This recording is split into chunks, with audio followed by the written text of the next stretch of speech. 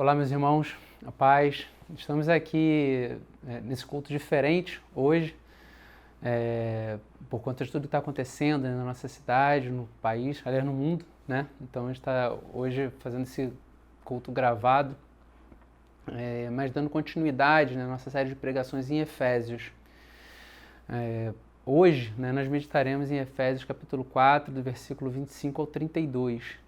Então, para dar início, eu gostaria de fazer a leitura do texto com vocês que nos acompanham.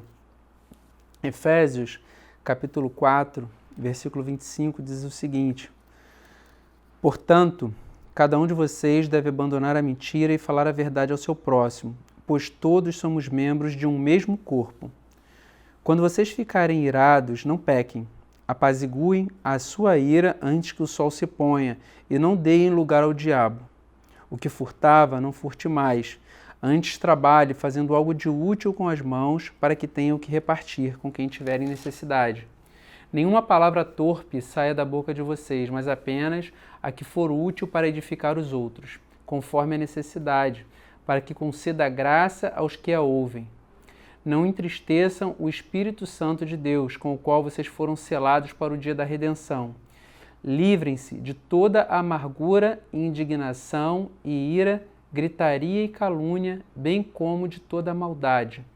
Sejam bondosos uns para com os outros. Sejam bondosos e compassivos uns para com os outros, perdoando-se mutuamente, assim como Deus os perdoou em Cristo. Então, queridos, no último domingo, nós meditamos sobre a necessidade de nós abandonarmos o velho homem e nos revestirmos do novo, semelhante a Deus, o homem que foi formado em santidade e justiça, através da renovação da nossa mente. Agora, nesse ponto, que nós chegamos aqui da Epístola de Paulo aos Efésios, ele inicia essa porção do discurso com a palavra portanto. É muito importante nós considerarmos o peso dessa palavra para tudo quanto se segue. É como se Paulo ele estivesse se apoiando em tudo que foi dito anteriormente sobre a necessidade de abandonar o velho homem, de abandonar as velhas práticas, de abandonar os desejos da carne que nos impulsionam para fazer aquilo que é condenável e nos revestirmos do novo homem. Então, fundamentados nessa verdade, fundamentados nisso que foi apresentado no bloco anterior, então Paulo ele começa a sua argumentação nesse texto que a gente começou a ler, nesse texto que a gente acabou de ler.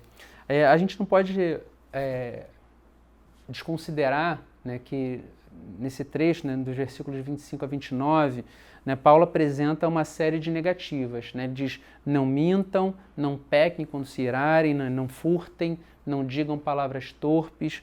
E por vezes a gente tende a adotar uma postura meio defensiva, quando a gente escuta muito não faça isso, não faça aquilo, principalmente nos nossos dias.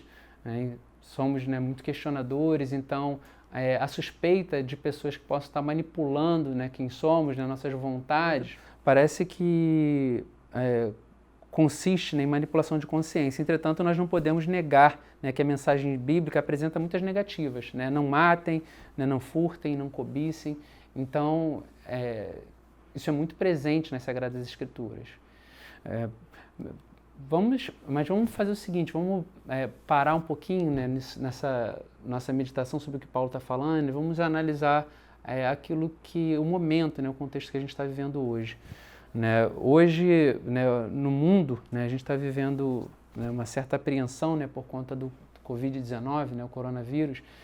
Nós percebemos várias lideranças ao redor do mundo empenhando os maiores esforços a fim de conter a proliferação dessa enfermidade.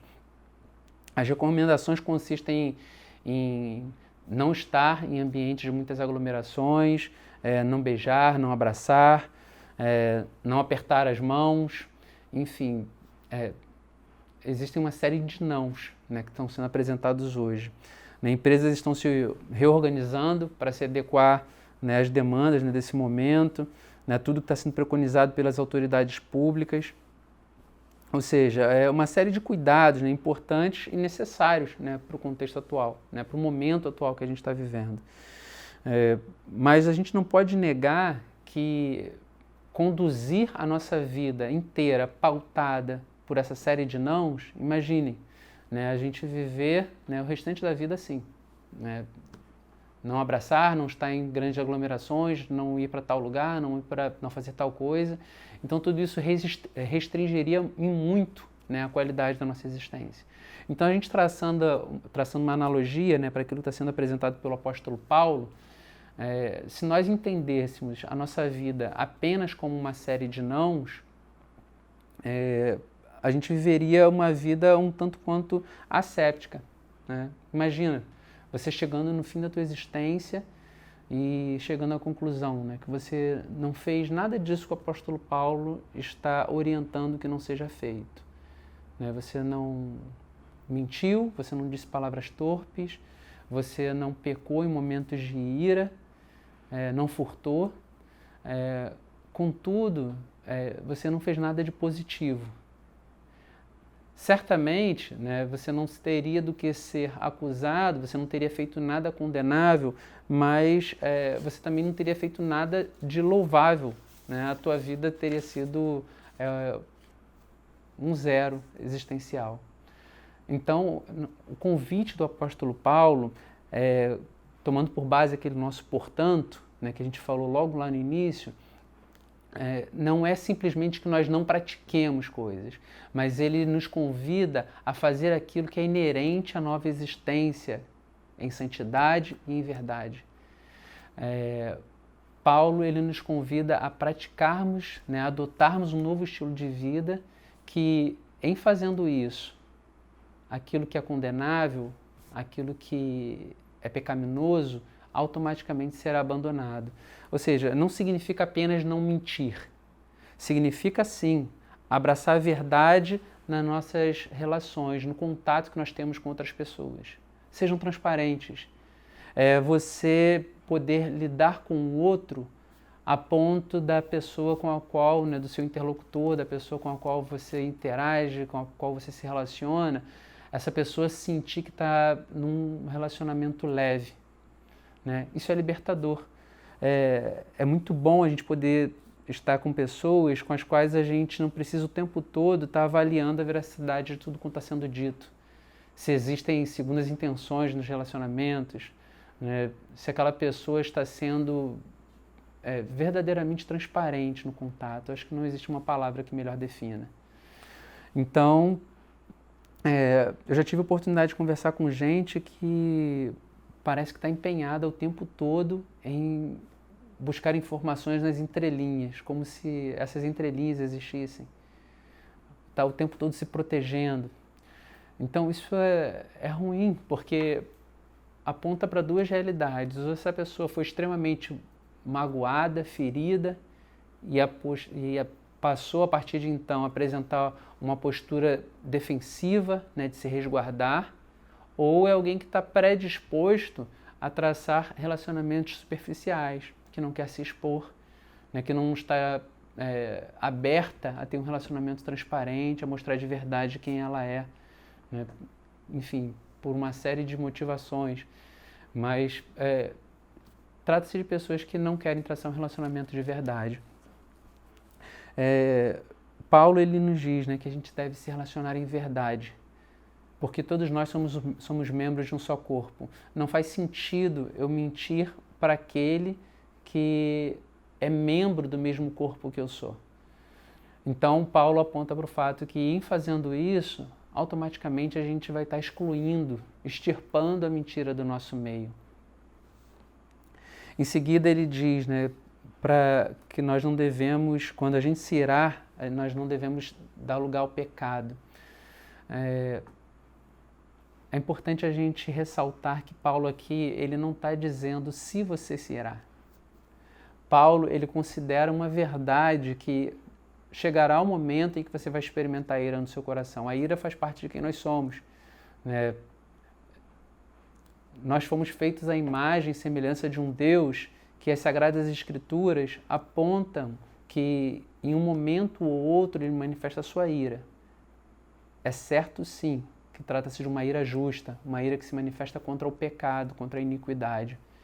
E nós, quando falamos de ira, que a ira faz parte de quem nós somos, que nós também experimentaremos a ira, eu também estou falando de uma ira justa. Eu não estou falando de uma ira que está atrelada a sentimentos mimados, a caprichos, mas de uma ira justa. Porque nós não podemos negar que nós seremos tomados por ira, sim, se nós tomarmos conhecimento de uma criança que sofreu um abuso, de um idoso que sofreu um ataque covarde, enfim, uma série de coisas que são consensualmente condenáveis. Então, Paulo, ele faz um alerta, porque por sermos pecadores, é certo que em muitos momentos nós não saberemos externar essa ira de forma adequada. Por vezes, nós transformamos, na maioria das vezes, né, nós tendemos a transformar essa ira em vingança, em verbalizá-la de forma inadequada. Então, Paulo, ele nos convida a não dar lugar ao pecado. Ele não diz que nós não devemos nos irar, mas ele fala que nós não devemos dar lugar ao pecado. Ou seja, no versículo 25, no 26, quando falava assim, quando vocês irarem, não pequem, apaziguem a sua ira antes que o sol se ponha. Então ele mostra que deve existir um ponto final para a nossa ira. Quando nós formos para o travesseiro, é importante que nós encerremos esse sentimento, que nós coloquemos um ponto final nesse sentimento. No versículo 28, Paulo diz, né, não roubem, mas antes, aquele que furtava, fazendo algo de útil com as suas mãos, antes trabalhe fazendo algo de útil com as suas mãos para que tenha o que repartir com o que tem necessidade. Ou seja, Paulo aqui está procurando ir no cerne, né? O que motiva a pessoa a furtar. Ele está procurando tocar na motivação daquelas pessoas que estão sendo exortadas a não praticar o furto. Ou seja, o egoísmo, o desejo de satisfazer, a inclinação de satisfazer os seus próprios desejos, é o que está no alvo do ataque de Paulo aqui. Ou seja, se você está subtraindo coisas de outrem, né, para poder satisfazer os seus desejos, faça o seguinte, empenhe-se em produzir algo com as suas próprias mãos para não satisfazer os seus próprios desejos, mas para atender à necessidade do próximo, para atender à necessidade do seu irmão. Ou seja, Paulo ele não simplesmente está censurando a prática do furto, mas ele está convidando o autor de tal prática a estar atento não mais aos seus desejos, mas à necessidade do outro. Então, isso é a marca daquele que foi regenerado, daquele que teve a sua mente transformada em Cristo. Isso é uma marca da nova criatura. Paulo também ele nos encoraja a não dizer palavras torpes, né? Não simplesmente dar vazão àquilo que é feio, daquilo que é censurável. Pelo contrário, ele encoraja aos irmãos daquela igreja a cultivarem um coração sensível à necessidade daqueles que os cercam. Ou seja, ele os encoraja a trazer palavras que sejam para a edificação de acordo com a necessidade. Versículo 29, né? Nenhuma palavra torpe saia da boca de vocês, mas apenas a que for útil para edificar os outros conforme a necessidade, para que conceda graça aos que a ouvem. Ou seja, mais do que não dizer palavras torpes, Paulo nos convida, né, nos encoraja a estar atento à necessidade do outro, aquilo que vai promover edificação no coração do outro, a estar atento às necessidades do coração do outro. Então, o tempo inteiro, Paulo nos convida a tirar o foco do eu, né, de quem nós somos, e estarmos empenhados em promover a edificação daqueles que estão ao nosso redor, a cuidarmos uns dos outros. Não entristeçam o Espírito Santo de Deus com o qual vocês foram selados para o dia da redenção. Então, é como se Paulo estivesse aqui nos convidando, né, a abandonar tudo quanto adoece a alma. Atentem para a obra que foi realizada em seus corações. O Espírito Santo é o penhor da esperança. É a garantia da salvação. É Ele quem testifica, né, em nossos corações que somos filhos de Deus. Com muita frequência, A gente fala sobre a majestade de Deus Pai e a grandiosa obra de amor que foi realizada por Jesus Cristo na cruz do Calvário. No entanto, por vezes a gente acaba desconsiderando a obra do Espírito Santo, né? A terceira pessoa da Trindade. Ele é o Espírito Santo de Deus. Quando nós recebemos uma pessoa querida, né, em nossa casa, a gente procura conhecer suas preferências, né, aquilo que ela gosta de comer, os assuntos, né, de interesse. Então buscamos fazer tudo quanto está ao nosso alcance, para que essa pessoa se sinta bem recebida, né? Um bom anfitrião vai procurar fazer tudo que tiver ao seu alcance, né, para que tudo esteja em ordem, né, para que esse hóspede, né, se sinta bem acolhido. Então, se quando nós recebemos pessoas, né, de carne e osso, assim como eu e você, temos esse tipo de preocupação, o que dirá se nós levarmos em consideração a importância de nós termos habitando no nosso próprio coração o Espírito Santo de Deus, a terceira pessoa da Trindade. Então, a habitação do Espírito Santo é o nosso suprimento para as adversidades, é o consolo para os dias difíceis, é a fonte de autoridade para fazer novos discípulos, apresentar a boa nova da salvação, é o guarda da segurança que habita em nossos corações até que chegue o dia de Cristo.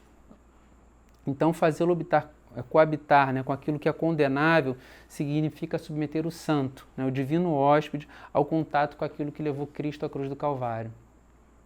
Então, o apóstolo Paulo aqui, ele se vale de um antropomorfismo. Ele diz o seguinte, não entristeçam o Espírito Santo. Né, lá em 1 Tessalonicenses, né, no capítulo 5, no versículo 19, o apóstolo Paulo diz, não apaguem o Espírito Santo. Obviamente, aqui ele está apontando para o fato de que quando nós incorremos, né, em pecados, em iniquidade, tendemos a fazer aquilo, né, que é característico do velho homem. Isso faz com que nós venhamos a evidenciar, né, de forma cada vez mais fraca, mais diluída, né, a nossa nova natureza em Cristo Jesus. Então Paulo chama isso de entristecer o Espírito Santo. O Espírito Santo é aquele que foi comissionado, né, para tornar santos aqueles por quem Jesus Cristo morreu. Então, trata-se de nós pegarmos aquela pessoa separada, né, da Trindade para caminhar ao nosso lado, nos assistir na nossa santificação, ungir os nossos lábios e nós submetermos a essa pessoa ao contato com aquilo que levou Cristo à cruz do Calvário. Então, por fim, o apóstolo Paulo, ele fala à igreja de Éfeso, livrem-se de toda amargura, indignação, ira, gritaria, calúnia, bem como de toda maldade. Sejam bondosos e compassivos uns para com os outros, perdoando-se mutuamente, assim como Deus os perdoou em Cristo. Então, quando ele diz, né, livre-se de toda amargura, indignação, gritaria, calúnia, ou seja, tudo quanto evidencia, né, a existência de um coração doente, né? Então, o convite de Paulo é para que aqueles irmãos abandonassem tudo isso. Não só abandonassem, mas ele fala que a igreja, né, deve adotar, né, uma postura completamente diferente. Então, retomando, né, a tônica do bloco anterior, não significa tão somente não fazer coisas, mas ele diz, sejam bondosos e compassivos.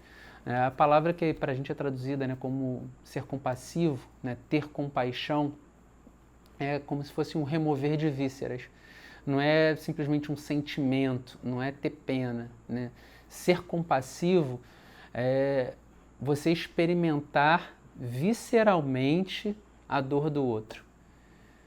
Se você tomar conhecimento, né, de uma pessoa que está vivendo uma enfermidade, passando, né, por um diagnóstico, né, de uma enfermidade muito grave, né, ou está passando por um momento difícil, né, financeiramente, você vai ficar chateado, enfim, né, se entristecer por um momento, né, com essa história.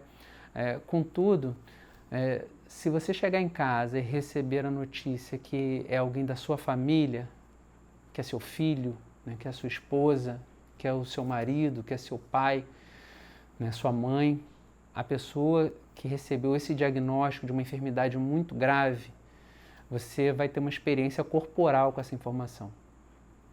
teu coração vai palpitar mais forte, você sente um vazio no estômago, né, a sensação de mal-estar. Então, quando o apóstolo Paulo ele incita a igreja a ser compassiva, ele está convidando os irmãos a terem esse tipo de experiência, experimentar visceralmente a dor, as angústias, as aflições do outro. É muito diferente quando a gente experimenta de forma visceral a dor do outro, quando a gente toma para a gente mesmo, quando a gente vivencia com intensidade a dor do outro, quando a gente está junto do outro no momento de aflição. Então, o convite de Paulo é para que a gente possa caminhar de tal forma que a gente seja capaz de experimentar essas dores. E em seguida, ele fala que como a gente consegue fazer isso? Ele fala que nós devemos nos perdoar mutuamente, mas ele estabelece um paradigma. Ele fala, assim como Deus os perdoou em Cristo. Ou seja, o modelo de perdão apresentado por Paulo é um modelo da generosidade. É o Deus Pai entregando o próprio Filho para receber a ira do qual nós deveríamos ser alvo, do qual nós éramos merecedores. Esse é o modelo de perdão que Paulo preconiza. Ou seja, ainda que você tenha um motivo justo para se irar contra o seu irmão, ainda que você tenha um motivo para se indignar, ainda que teu irmão tenha cometido uma falta grave contra você, o apóstolo Paulo ele oferece um paradigma, um modelo de perdão que foi o modelo apresentado por Deus, pelo próprio Pai. O modelo de perdão do qual você foi alvo primeiro. Então não significa perdoar porque você é bonzinho, mas significa perdoar porque você também foi alvo de um perdão. Você foi alvo de um perdão que você não merecia. Você levou à cruz, os seus pecados levou à cruz o justo. Os seus pecados levaram à cruz o justo. Então, esse modelo de perdão que o apóstolo Paulo apresenta como sendo o modelo a ser seguido pela igreja. Obviamente, isso não é fácil. Né? A gente não faz isso a partir da razão, a partir da nossa vontade. O que nós devemos nos agarrar é o portanto apresentado pelo apóstolo Paulo lá no versículo 25. Lembram-se daquele portanto? Então, é como se Paulo estivesse falando. Lembram de tudo que foi dito anteriormente sobre o abandonar o velho homem, se revestir do novo, que renova sua mente no espírito? Pois é. Então, nós só conseguimos isso a partir do momento que nós renovamos a nossa mente no espírito, nós nos aproximamos mais de Cristo, nós nos apropriamos dessa nova existência, nós nos apropriamos desse novo homem. Então, a partir do momento em que nós passamos a fazer isso, nós vamos dia após dia, nos aproximando de uma vida que se assemelha à vida do próprio Deus em justiça e santidade. Isso não é pautado apenas a partir de um conjunto de regras. A gente não consegue desempenhar isso cumprindo tão somente uma série de nãos ou cumprindo positivamente a partir da nossa própria vontade, né, aquilo que é preconizado como sendo louvável. Significa de um aproximar-se de Deus, significa de dar lugar ao Espírito ao invés de dar lugar às vontades da carne. Então, meus irmãos, que a gente possa, a partir, né, dessa escolha, né, porque quando Paulo ele diz que nós devemos abandonar o velho homem, nos revestir do novo, isso tem a ver com vontade, tem a ver com o nosso papel no processo de santificação, no nosso processo de escolha de viver uma vida que se assemelhe mais à vida de Cristo. Que nós façamos isso contando com a graça, com a assistência do Espírito Santo. Bom, meus irmãos, nós procuraremos manter todos informados através das redes sociais, né, dos grupos, né, de WhatsApp, acerca das próximas reuniões da igreja, reunião de mulheres, dos próximos cultos. É importante que os irmãos também mantenham firme, né, o compromisso de estarem ofertando, dizimando, porque a vida da igreja, né, continua, né, a gente continua com o compromisso de sustentar, né, o trabalho, né, da igreja lá em Itajubá, pessoas que são assistidas, né, apoiadas, né, com as ofertas, com os dízimos da igreja. Então, que os irmãos mantenham o compromisso, né, de continuarem ofertando. Os dados bancários da igreja estarão na descrição do vídeo, né, logo abaixo. Então, que os irmãos possam estar acompanhando, né, as informações, que nós estaremos disponibilizando nas redes sociais.